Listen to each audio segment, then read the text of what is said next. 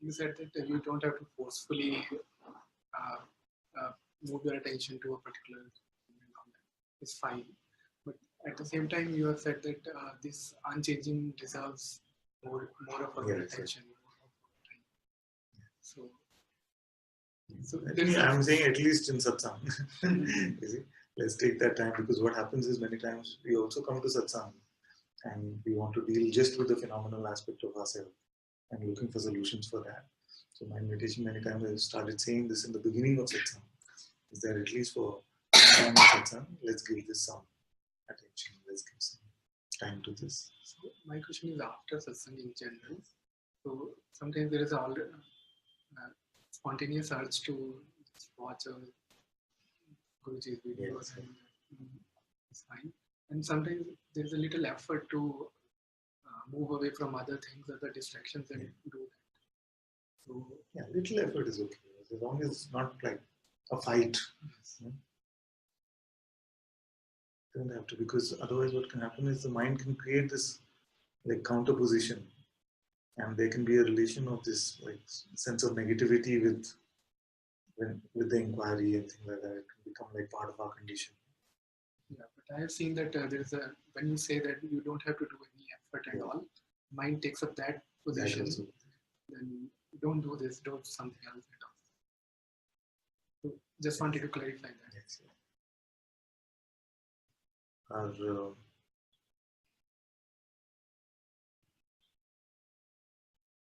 inwardly, as our longing is for the truth, we will be guided in the right way, moment to moment. Actually, there is no real template for how this is to be. But mostly a rule is that if anything makes you feel guilty, unworthy, that you're doing a bad job, you're not doing it well enough, you're not devoted enough to the inquiry, you're not pushing enough for the truth, these kind of concepts can safely be thrown away. That's what I'm saying. That many times we can get into this kind of relationship with it. Not exactly all of this, but sometimes this feeling comes that I could be doing that, could be watching something, so which makes me so peaceful rather than watching a video on YouTube and all that.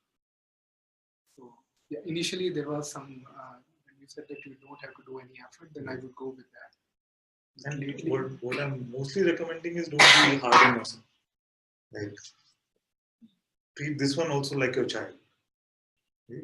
Sometimes as a parent, when children are asking for cakes and sweets, you know that better to eat quinoa and salad.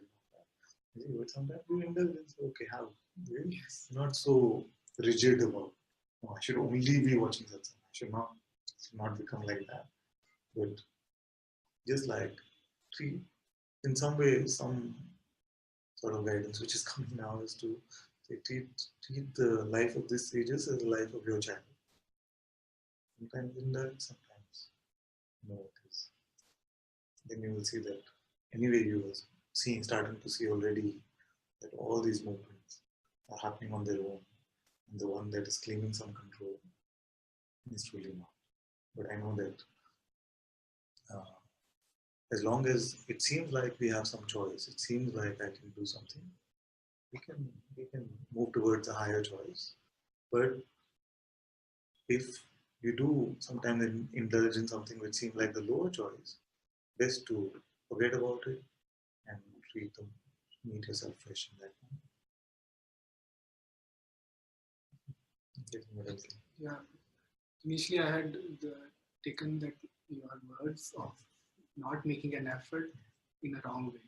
Yeah, because that's why I've been clarifying also over the past few weeks that it's more not applicable than to do or not to do. Okay? The neutrality which I'm speaking of is not applicable when saying, should I do this or not do this? The mind only understands these opposites. They're saying that you don't have to do anything, so therefore I will not do it. You see? Like somebody came to Guruji also once and said, but I'm not the doer, why are you asking me to do the inquiry? You see? So it can become like a position of not doing. That's why non-doership as an independent teaching can be quite confusing. Because like, oh, I'm just not going to do anything spiritual. I'm just going to, watch TV and sit in my bed But sitting on the bed is also a doing. See, the not doing is also a doing. So till we come to that place of neutrality, to see that I'm just the witness of all of this movement, and all of this movement is happening in the light of my being. Till then, if it feels like we have a choice, then make the choice to not believe your next thought. It's the simplest choice I feel they can make.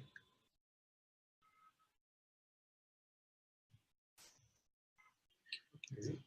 And if you're empty of notion, then even the opposite position will not be taken. Then we come to just this witnessing. What should I do next? If it's, oh, Ananta said, don't have to do, so I can watch a movie, but that's also a notion. Because we are empty of all of those notions. And sometimes inquiry happens, sometimes movie happens, and it's all seen to be just happening.